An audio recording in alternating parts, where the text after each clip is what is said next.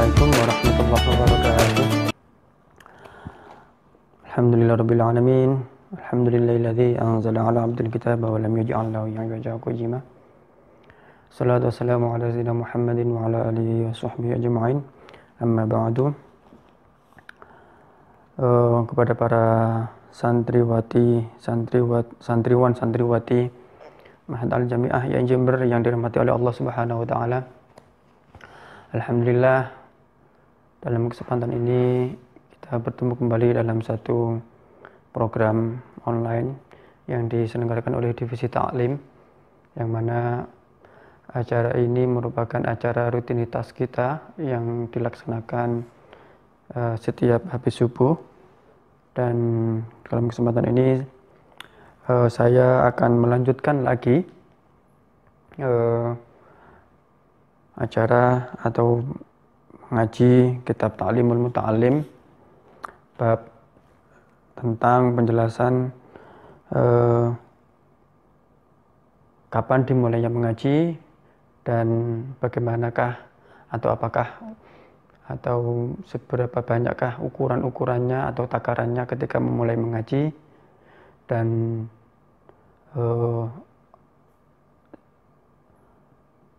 tertibnya atau keberlangsungannya ngaji itu sejauh mana. Dalam hal ini Syekh Zarnuji ini memang agak sedikit detail ya terkait dengan bagaimanakah teknis atau metode seseorang santri atau penuntut ilmu itu harus mengaji. Jadi saya kira tidak hanya dosen ya yang telah membuat sebuah RPS atau rancangan pembelajaran perkuliahan ya, yang mana di situ disebutkan secara detailnya capaian pembelajarannya seperti apa, kemudian waktunya seperti apa, materinya seperti apa. Akan tetapi ini sudah lama dilakukan oleh Syekh Zarnuji, hampir 1000 tahun yang lalu. Itu sudah ada metodologisnya sendiri, ada acuan-acuannya, ada rangkuman-rangkumannya yang saya kira sangat detail, yang sungguh luar biasa. Ini menjadi sebuah inspirasi atau menjadi sebuah cara bagi kita untuk mencedok ilmu yang telah diberikan oleh Syekh Zarnuji. Jadi sebenarnya pembuatan RPS oleh dosen itu sudah ketinggalan zaman ya. Sudah jauh dilakukan oleh Syekh Zarnuji. Dan saya kira ini penting untuk kita terus belajar dari permulaan hingga kita selesai di pengajaran, di proses belajarnya itu, dengan harapan sudah tentu harapannya ialah selama proses pembelajaran itu bisa dilaksanakan dengan baik dan berjalan dengan lancar ya. Baiklah, saya akan sambung lagi ya. Kemarin kita mengaji kitab ini. Bismillahirrahmanirrahim. Wa yanbaghi an yu'allika as-sabqa ba'da ad-dabti wal i'adati katsiran ya. Kalau sebelumnya Syekh Zarnuji berpendapat bahwa dalam mulai belajar ya, kita disarankan untuk memulai pada hari Rabu ya, dan kemudian ketika kita mulai belajar juga beliau juga menyarankan untuk belajar secara sedikit demi sedikit ya. Dan dengan begitu kalau kita belajar dengan sedikit demi sedikit maka sudah tentu ini akan lebih efektif, baik itu dari segi efektif untuk kita faham dan juga efektif untuk lebih melengketkan lagi hafalan-hafalan yang akan kita hafalkan ya, dari pelajaran-pelajaran yang diberikan oleh guru kita ya. Dan dengan begitu, dengan cara yang seperti itu, insya Allah cara belajar kita akan berjalan dengan baik.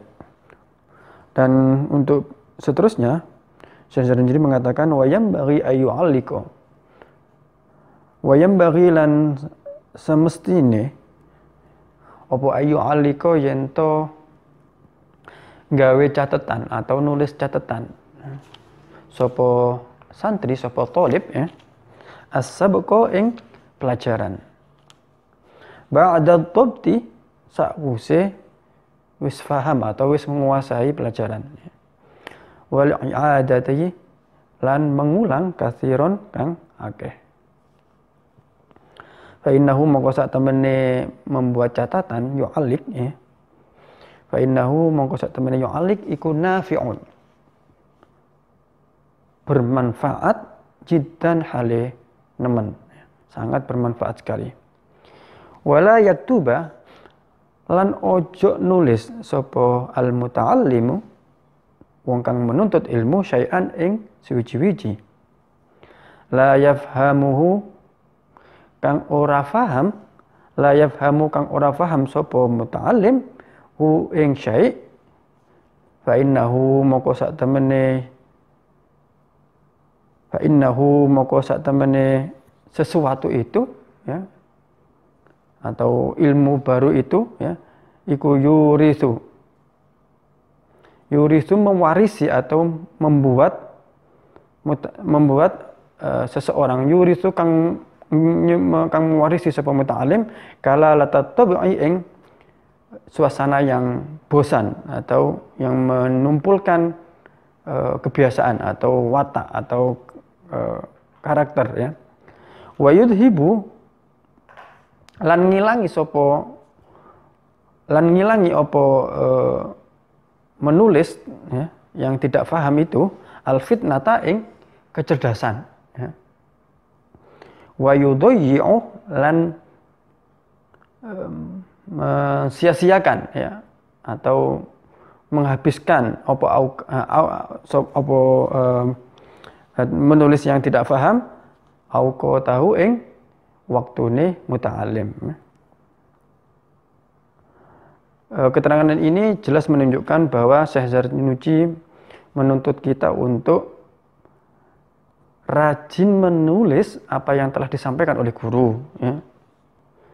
Dan kemudian selain rajin menulis juga beliau mensarankan untuk sering mengulang pelajaran yang telah diterima. Karena memang dengan kita membuat satu tulisan, ya, membuat satu rangkuman, membuat satu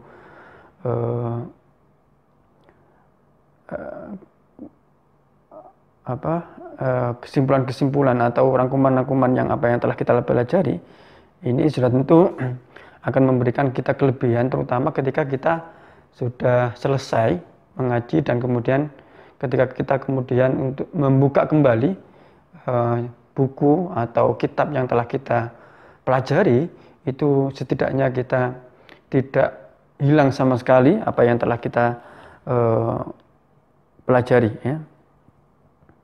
Dan di sini juga Syekh Zarnuji mengatakan untuk kita menghindari ya, kita untuk menulis apa yang kita tidak paham ya. Karena dikhawatirkan kalau kita menulis apa yang tidak kita paham, itu akan menjadikan akan kita mengalami satu kebosanan ya, dan bahkan menghilangkan kecerdasan, kata beliau. Dan yang sudah pasti tentu mensia-siakan waktu kita ya, karena hanya sibuk dengan apa yang kita tidak paham ya. Apalagi pura-pura paham, nah, itu semakin susah ya, semakin menghabiskan waktu.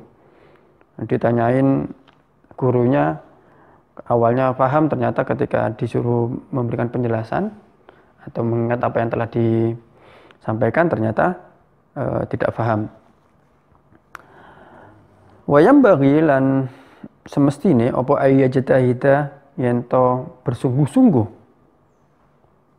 sapa muta'alim fil fahmi di dalam usaha untuk faham anil ustadzi saking guru atau saking kiyaine au bit ta'ammuli utawa kelawan merenungkan, menganalisis ya, merefleksikan wa tafakkuri dan memikirkan, wa kasratit tikrori ya, lan ngakeh-ngakehke ngulang pelajaran ya. Fa innahu mongko sak temene mah iku idza qalla nalikane sedidik apa asabku pelajaran ya, mendapatkan pelajaran ya. Wa katsura lan ngakehno apa atikraru mengulang ya, mutolaah mengulang-ulang ya, wa ta'ammulu lan merenungkan atau menganalisis ya, atau berpikir secara mendalam ya, yudriku mongko bakal mendapatkan, mongko oleh ya, sapa muta'alim mongko ngerti sapa muta'alim, wa yafhamu lan faham sapa muta'alim atau sapa santri ya.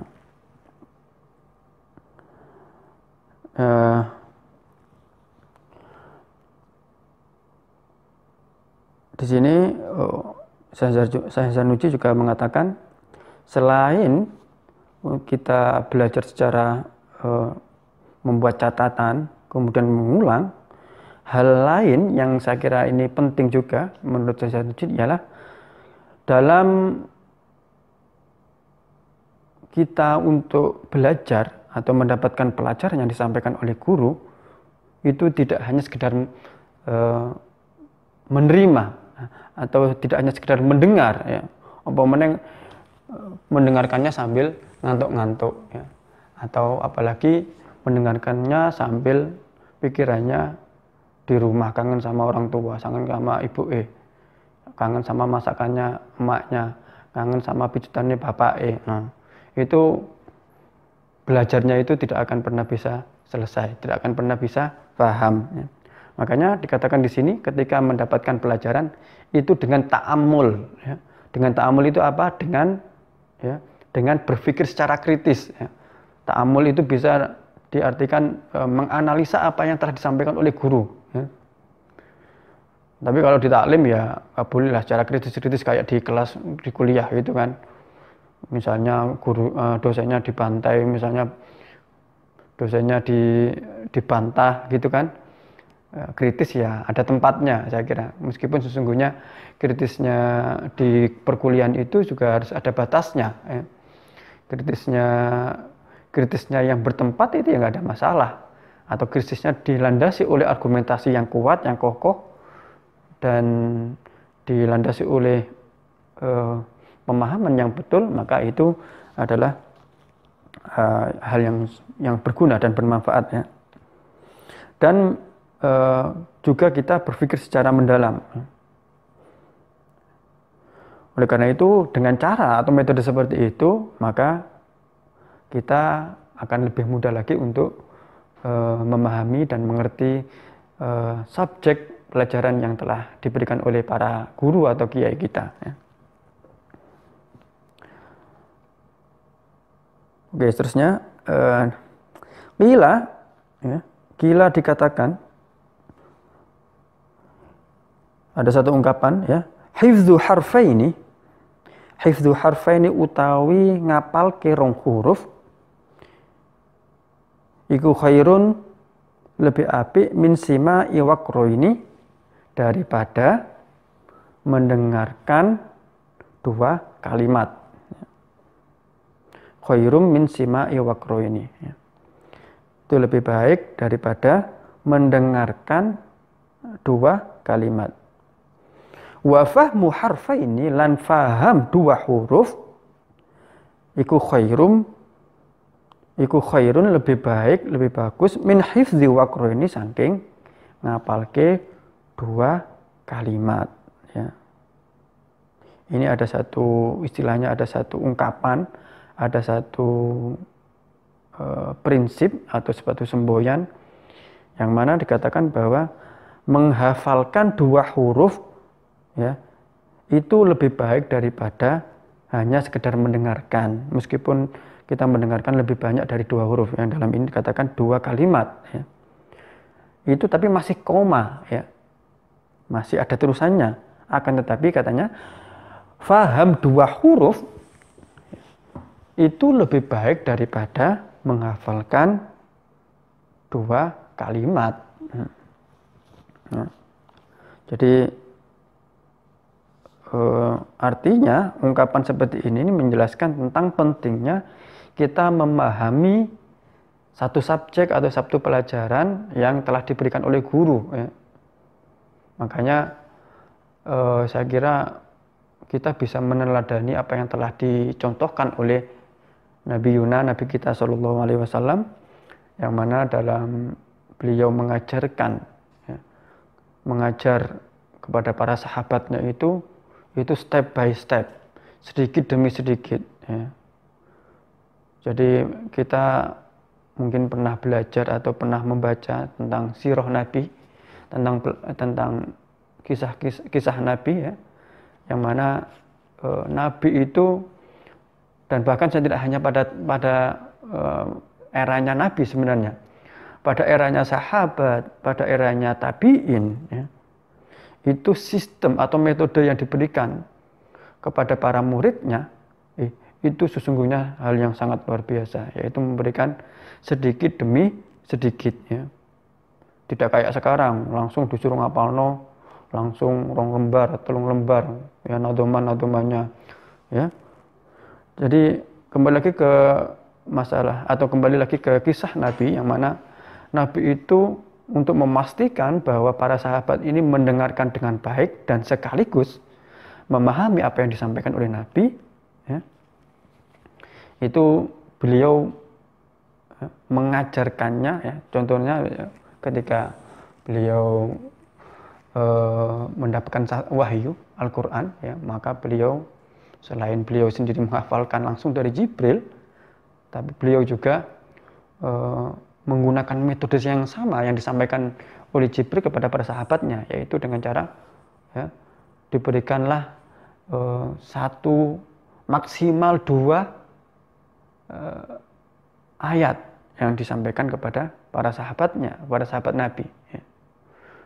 Dua ayat itu, ya, itu tidak hanya sekedar dihafalkan secara tekstualnya, ya, tapi juga Nabi menjelaskan tentang makna dari 2 ayat itu.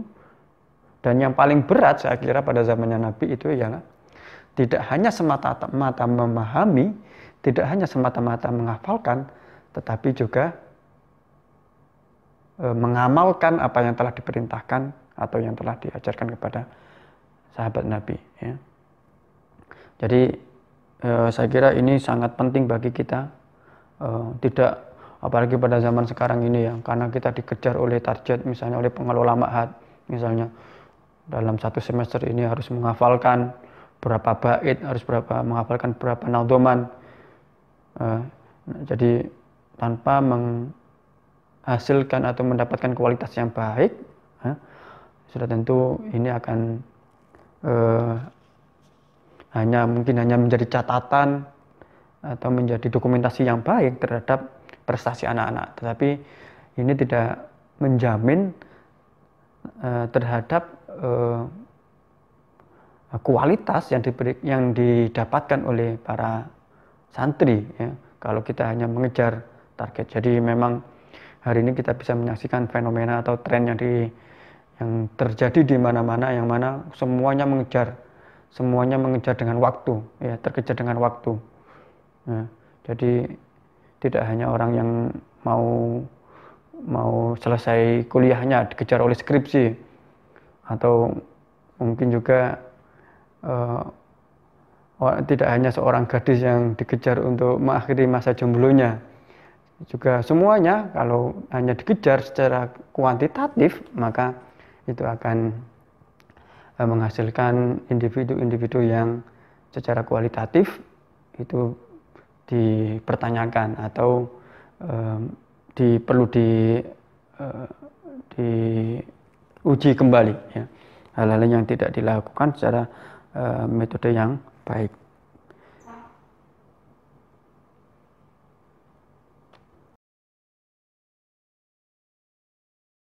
Saya kira kesimpulannya dari eh, metode yang diberikan oleh Zarnuji ya, yang berkaitan dengan bagaimana kita membuat satu ringkasan, ya, membuat satu analisa dan juga sekaligus memikirkan apa yang telah disampaikan oleh guru kita itu sesungguhnya menjadi satu metode yang paling efektif, yang paling baik, dan ini akan bisa menjadikan kita lebih sukses dan lancar lagi dalam pembelajaran kita kelak, ya. Demikian yang bisa saya sampaikan. Akhirul kalam, wallahu a'lam. Wallahu muwaffiq ila aqwamit thoriq. Wassalamualaikum warahmatullahi wabarakatuh.